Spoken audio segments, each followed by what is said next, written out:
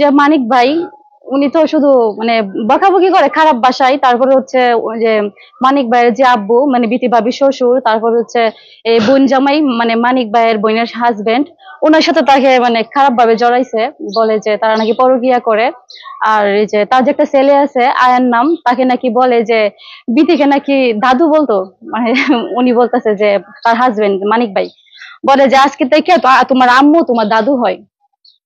এটা বলে আর কি। মানে আমার কাছে শুনে খুবই মানে অনেক বেশি খারাপ লাগছে যে এটা একটা হাজবেন্ড কিভাবে বলতে পারে তার নিজের ওয়াইফকে, তাও তো অনেক বছর নাকি তারা সংসার করছে। 10 বছর। বিতির কাছে 30 লাখ টাকা ছিল, ওইটা দিয়ে ওরা গাড়ি কিনে ফেলছে। মানে সেটা তো মানিকে নিয়ে নিয়ে মানিকে নিয়ে নিছে। এখন বউর কাছে থাকলে ভয় পায় কখন বউ চলে যায়, যে আবার চলে গেল। এমনি এই ভয়টা সে মানিকও পাইতো যে আমার বউ এক সময় চলে যাবে। এই জন্য তার কাছে কিছু টাকা ছিল, টাকাগুলো নিয়ে নিছে। কিন্তু মানিক আবার ওকে সবসময় পাহারা দিয়ে রাখতো যে সে যেন না যাইতে পারে, দরজা তালা দিয়ে রাখতো মানিক হচ্ছে। কারণ সেও জানতো যে আমি যা করি এগুলো ঠিক করতেছি না। মনে হয় যে সে কখনো ভালো স্বামী না, সে একজন খারাপ হাজবেন্ড। আর তার ভিতরে সংসারের কোনো কিছুই নেই। সে সংসার কি বউ কি সে তো সেটাই বুঝে না।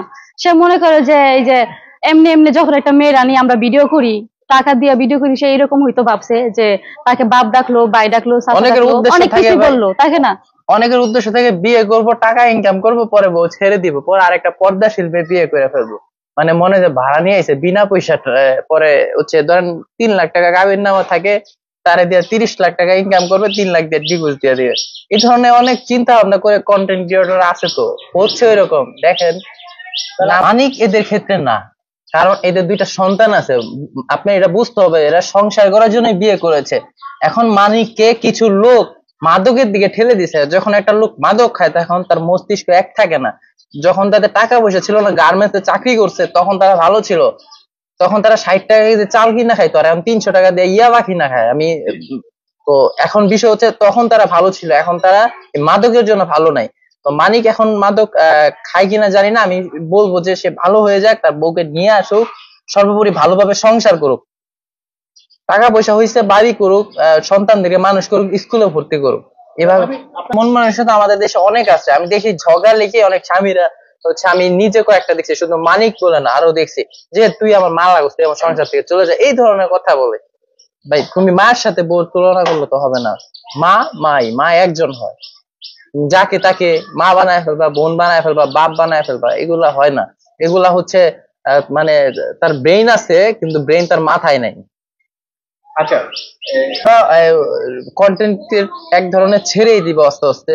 আমার ছাইরা দেওয়ার পরিকল্পনা খুব বেশি, কারণ আমি ব্যবসা করতেছি। তো ব্যবসা থেকে তো টাকা আসতেছে, তো আর কি করবো। আমারও তাই শুধু মনে হয়, মানিক বিক্রির টাকার জন্য। ঝামেলাটা মারামারির জন্য হয়েছে। ওরা মারামারি করে না কিন্তু অন্যান্য, কিন্তু মানিক বিক্রিরা মারামারির জন্য ঝামেলা হয়েছে। আচ্ছা, আপনাদের কিছুই দিই না, ও যা দরকার সেটা চায় না। আমার যখন খরচ লাগে, যে বলি আমার ক্রিম লাগবে বা কাপড় চোপড় লাগবে, তখন সে টাকা দেয় আর কি। আপনার এত কনফিডেন্স, এত বিশ্বাস কিভাবে এইরকম? আমার বিশ্বাস হয়েছে যে আমার যদি রিজিকে থাকে তবু সে আমার কাছে আসবে। আর যদি তার সাথে যদি আমার সংসার না হয় তাতেও আমার কষ্ট নাই, কারণ হয়তো এটা রিজিকে ছিল না। তাকে ভালোবাসেন না? হ্যাঁ ভালোবাসি। হ্যাঁ ভালোবাসি। কষ্টটা একদম ভীতি একটা কথা বলেছে, তাদের যখন টাকা ছিল না, তারা যখন একটা ফ্যাক্টরিতে চাকরি করতো তখন ভালো ছিল, তখন ভালো ছিল। রাইট। এখন টাকা, আমি তো এটাই বললাম, যখন মানুষের টাকা থাকে না তখন তাদের চিন্তা থাকে কিভাবে ভাত খাবো। টাকা হয়ে গেলে পরে হচ্ছে বিভিন্ন ঝামেলা শুরু হয়। আর তখন আত্মীয় বাড়ে, তখন হচ্ছে আপনার মেয়েরা বাড়ে, তখন হচ্ছে মানে বিভিন্ন বিষয় নিয়ে ঝামেলা হয়ে যায়। টাকা হইলে ভাই দেখবেন ঝামেলা আপনার উপর অটোমেটিক আসতেছে। ওর ভিতরে চিন্তা ভাবনা অন্যরকম থাকবে। কিন্তু কেন যেন আমাদের ভিতরে হয় না, কারণ আমি আমার মতো চলি। তো আমি বলে দিছি যে কেউ আমার মতামতের উপরে কথা বললে আমি তার সাথে নাই, এটা বলা। এটা হচ্ছে একজনের মতামতের সাথে। আমি এমনও কাপড় ব্লগার দেখছি যে তার বউ জামাইরে ধরে মারতাছে, আমি নিজের চোখে দেখা স্ট্রেট ফরওয়ার্ড দেখছি। কেন দেখছি? কারণ তারা হচ্ছে, আরেকটা কথা বলে রাখি, আমার বাস্তব অভিজ্ঞতা থেকে যে কয়টা দেখছি, কেউ যাতে প্রেম টেম রিলেশন না করে বিয়ে করে, এগুলা এক ধরনের ঝামেলা। কেন এটা কি ঝামেলা?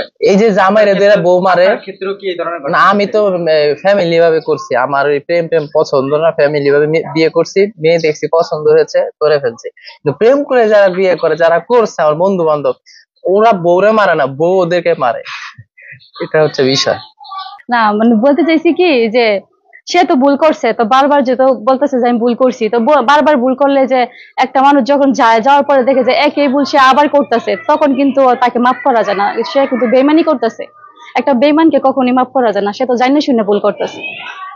মনে করি যে তারা দুইজন ঢাকা চলে আসুক, যে এই যে মারে, মারামারি করে তারা, আমার বাসায় চলে এই আসো, জন্যই বা রুম সমস্যা। একটা দিয়ে দিব, ঝামেলা করলে একদমই সিঁড়ি লগে বাইন্দা থাকবে। ভাবি আপনি একটু মানিকের উদ্দেশ্যে কি বার্তা দিতে চান বিক্রির প্রসঙ্গে? আমি মনে করি যে সে এখনো সময় আছে, ভালো হয়ে যাক, সে অনেক ভুল করছে। আর একটা মেয়ে আসে শুধু সুখের জন্য আসে, একটু ভালোবাসা পাওয়ার জন্য আসে, একটা মেয়ের এত কিছু দেওয়া লাগে না। আমার মনে হয় যে তার সাথে একটু ভালো করে কথা বললেই যথেষ্ট, আর কিছু বলা লাগে না। তো ও